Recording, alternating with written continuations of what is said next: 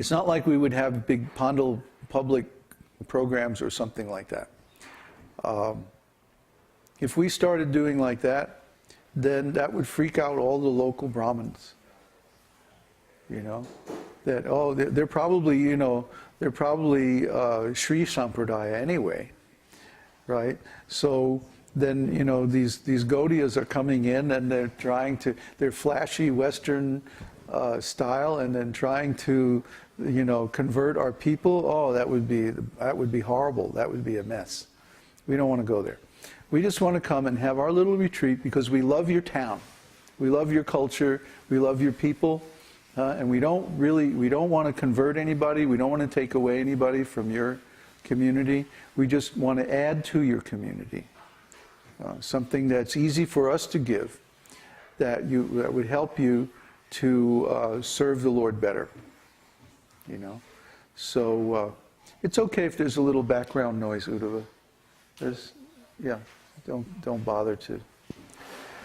So when we go there, that's the first thing we want to do, you know, as soon as we get settled, is like talk to the local pandits and say, hey, we're just, you know, we're here to establish a retreat program for our Western students.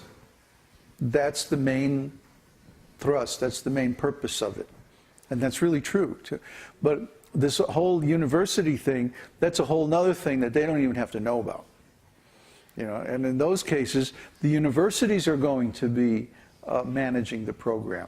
And what we'll do is we'll train up administrators, basically people who are already devotees and who are into it.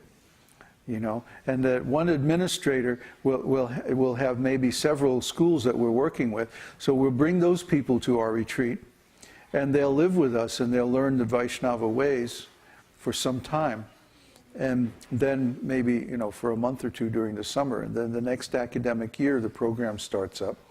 And they'll be there to administer it and to counsel the students and encourage them and like that.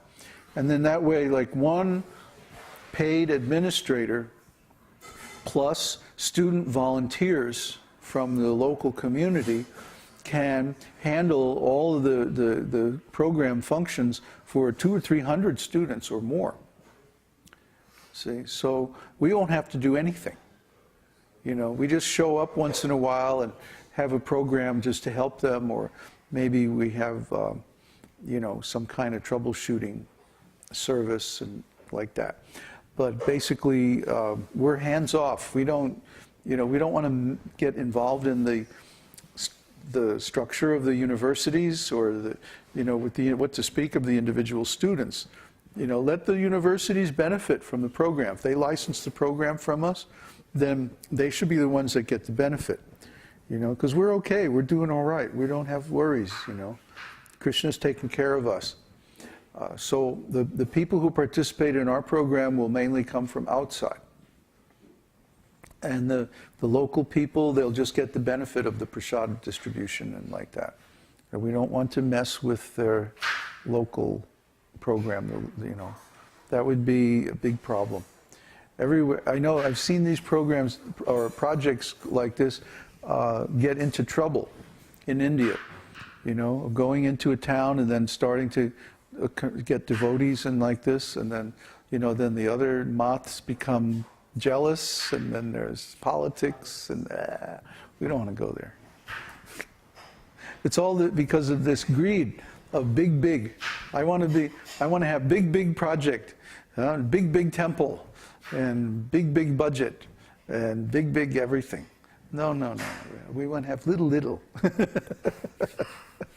Just a few, but very high quality. Like that. Anybody else? Devesh? Pass the mic, please.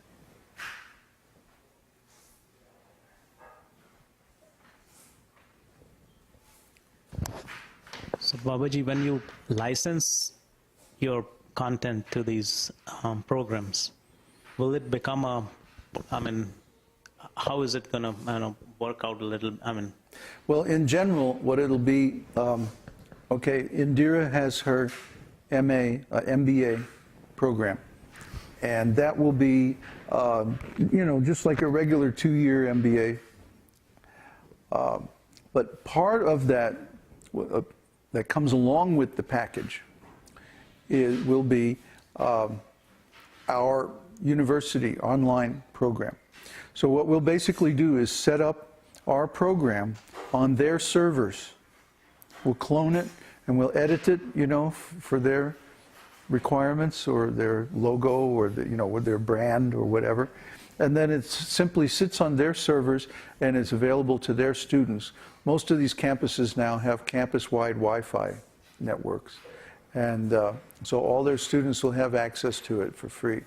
And they can even, make it available to outside people. We don't care, It's just whatever they want to do with it. So we'll basically just adapt it. So we'll have the content and with the social networking site and everything, but it'll be specific to that school. So just for their students. And we'll just clone it and we'll make copies at every university that we work with. And basically it's a free program for the students. They don't have to pay anything to belong to it, but it will tremendously enhance the value of their programs. So basically that's what we'll do. We'll just, make a local copy of all the programs and stuff and just run it on their server. So will there be like credits and stuff? I don't think so. I think it's going to be, it's going to be student affairs, under student affairs. So just like if a school, they want their students to be, let's say, they want them to know fine music. And so they'll sponsor a series of concerts where good artists come, and that way everybody gets to hear it, and maybe the students get in free, So the point is not to make a lot of money through concerts, but to educate the students in those cultural values. So similarly, this kind of program would be like that, would be free to the students because the school sees the benefit of encouraging those social and cultural values. We can call them spiritual values too, but, we want to put it in the context of Vedic culture or Indian culture, that this is a valuable asset that has been undervalued in the past. And so, because when the students go outside the classroom in the Indian universities, they're on their own. There's no real student affairs or cultural affairs department like there is in Western universities. So, the argument that we can use is that to be on a par with the Western universities, you have to add something, and that's uniquely Indian. Because this is like your culture, and you really should value your culture because it's really wonderful, and, just encourage them. Just to extrapolate on this,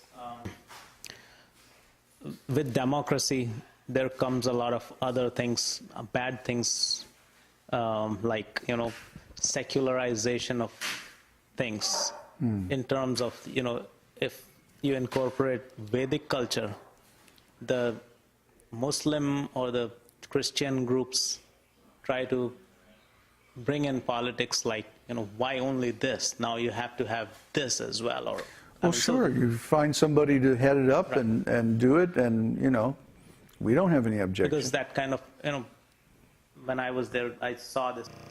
Oh, I'm sure that's going to occur. Yeah. But if we start encouraging religious education in the university environments in general, I think that's a good idea. That way the students also will become more knowledgeable about each other's religions and each other's cultures, and this can't be a bad thing. This could only be a good thing. But it's the idea of secularization that's dangerous, because it cuts off the process of learning from the surrounding culture and religious values. And if we want to really produce people with good character, we have to emphasize religious values, because that's where morality comes from. Morality ultimately is the instructions of God. So all of the morality of the major religions is all pretty much the same. You don't hurt people, you don't steal, you don't kill people, like that. So if they start to follow those rules, that can only be a good thing. You know, of course, I mean, there's probably going to be some arguments and debates about that, but you know, to open up those subjects, yeah, it's process, and To go through it to maybe I think clarify the whole thing. yeah, I think it'll result in a better understanding among the different groups. Yeah.